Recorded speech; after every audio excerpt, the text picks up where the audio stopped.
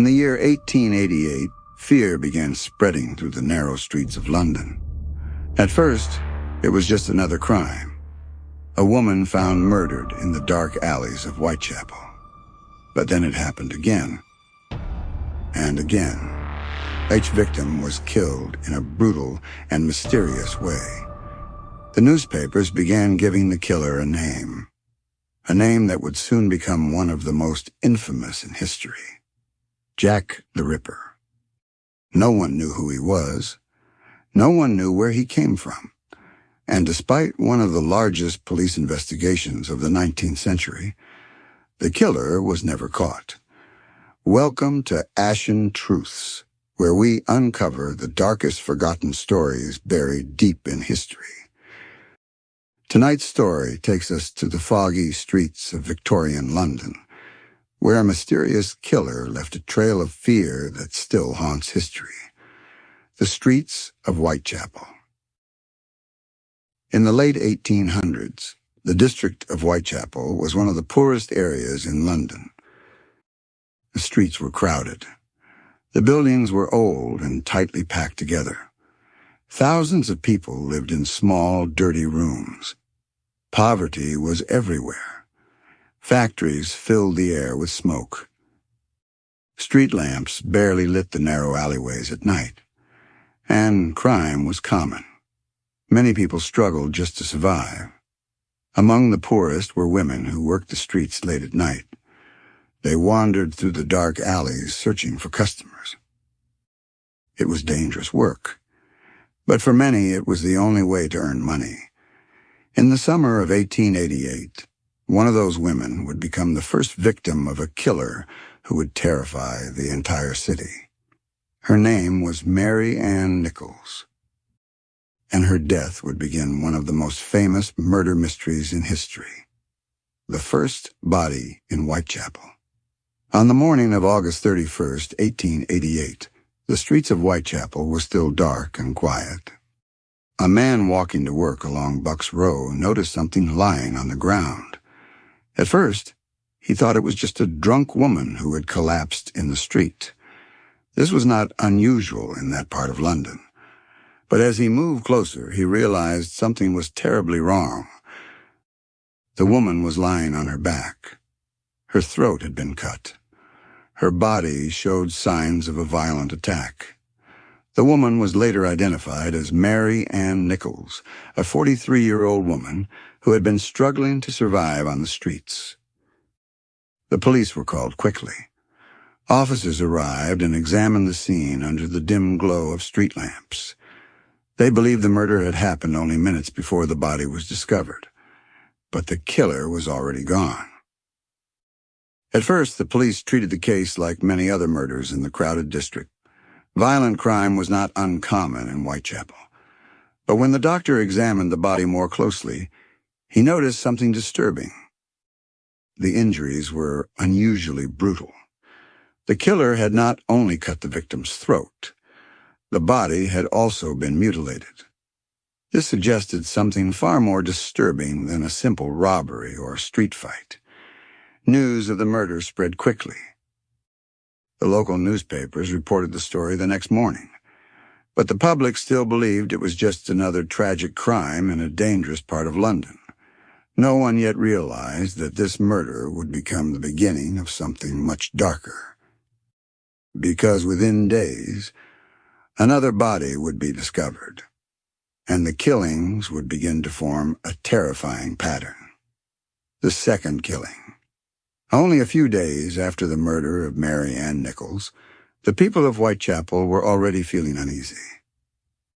Rumors began spreading through the crowded streets and narrow alleyways. Some believed a violent criminal was roaming the district. Others feared something far worse. Then, on the morning of September 8, 1888, another discovery was made. A man walking through Hanbury Street noticed a body lying in the backyard of a building. The victim was Annie Chapman. Just like the first victim, her throat had been cut. But this time the attack was even more brutal.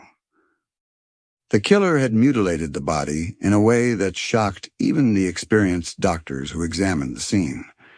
The brutality of the crime immediately caught the attention of the police. 2 murders within days. Both victims were women from the same poor neighborhood. Both had been attacked during the early hours of the morning, and both killings showed disturbing similarities. Now the police began to suspect something frightening. A serial killer might be hunting in Whitechapel. Investigators searched the area carefully. They questioned residents. They spoke to anyone who might have seen something unusual that night. But Whitechapel was a crowded place. Thousands of people moved through its streets every day. Anyone could disappear into the darkness without being noticed. Meanwhile, the newspapers began publishing dramatic stories about the murders. The public grew increasingly afraid. Women who worked the streets late at night began traveling in groups. Police patrols increased across the district. But despite all these efforts, the killer was still out there, watching, waiting. And before the month was over, the murders would become even more terrifying. The night of 2 murders. By the end of September 1888, fear had spread across Whitechapel. The murders of Mary Ann Nichols and Annie Chapman had already frightened the residents of the district. Police patrols were increased. Officers walked through the streets late at night searching for anything suspicious. But despite these efforts, the killer remained unseen. Then came a night that would shock the entire city. The night of September 30th, 1888. It would later become known as the Double Event. Shortly after midnight, a woman named Elizabeth Stride was discovered in Berner Street. Her throat had been cut. But something about the crime scene was different. Unlike the previous victims, her body had not been mutilated. Many investigators believed the killer had been interrupted before he could finish. Perhaps someone had entered the street unexpectedly. Perhaps the killer feared being caught. Whatever the reason, he fled quickly into the dark streets of Whitechapel. But the horror of that night was far from over. Less than an hour later, another body was discovered.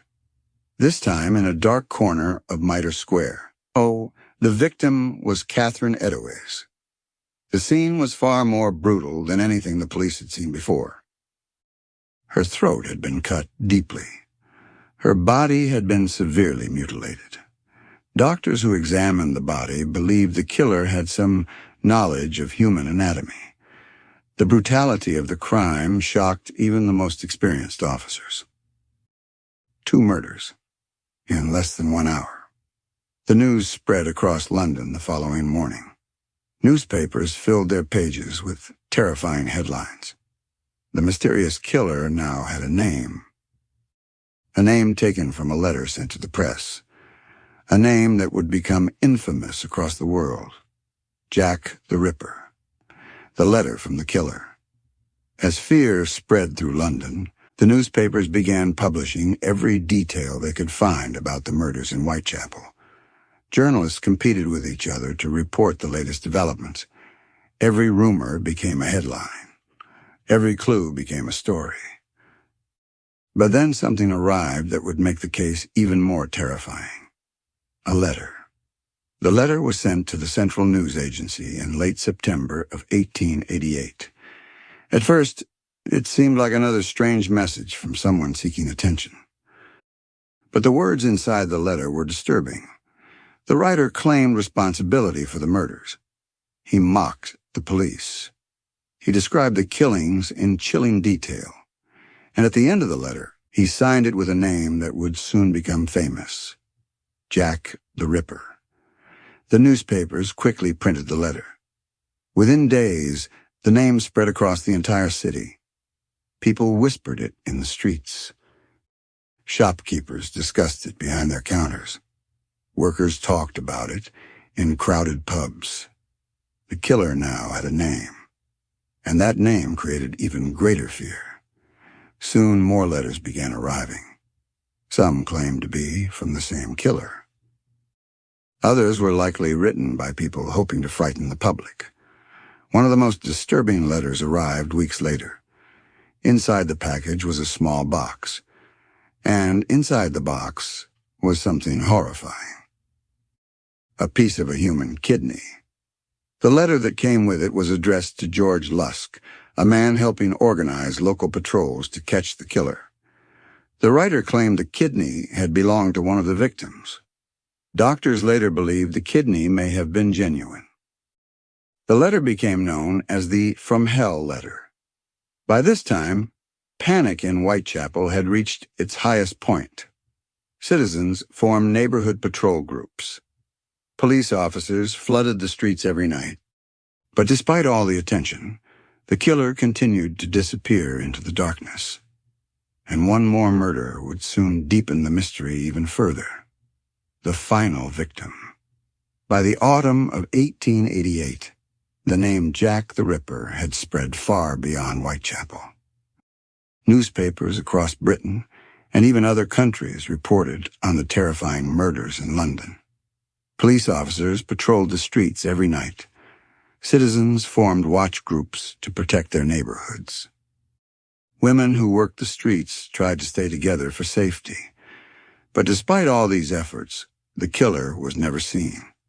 Then, on the morning of November 9th, 1888, another shocking discovery was made. Inside a small rented room on Dorset Street, a woman named Mary Jane Kelly was found murdered. Unlike the previous victims, the crime had taken place indoors. The brutality of the attack was even more horrifying than the others. The scene shocked the police officers who entered the room.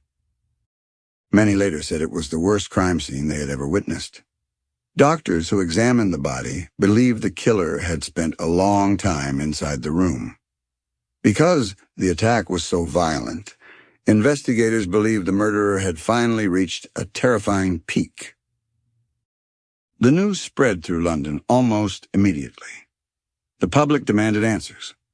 The police increased their search across the city, but something strange happened after the murder of Mary Jane Kelly. The killings suddenly stopped. No more victims were discovered. No more letters appeared. The mysterious killer who had terrified London seemed to vanish as suddenly as he had appeared. The police continued searching for years. Hundreds of suspects were questioned, but the identity of the killer was never confirmed. The man known as Jack the Ripper had disappeared into history. The killer who was never found. The murders in Whitechapel remain one of the most famous unsolved mysteries in history. Despite countless investigations, books, and theories, the identity of Jack the Ripper has never been proven. Some believe the killer may have died shortly after the final murder. Others believe he simply left London and lived the rest of his life unnoticed. More than a century later, the mystery still fascinates historians and investigators around the world. The dark streets of Whitechapel have changed since the 1900s, but the legend of the killer who once haunted them remains, and the question still lingers. Who was Jack the Ripper? History is filled with mysteries that remain unsolved, stories where the truth disappears into the shadows of the past. Here on ASHEN Truths, we uncover the darkest forgotten stories hidden within history. Stories that reveal the mysteries, tragedies, and secrets that shape the world. If you found this story fascinating, make sure to subscribe to ASHEN Truths, like the video, and share your thoughts in the comments. Who do you think Jack the Ripper might have been?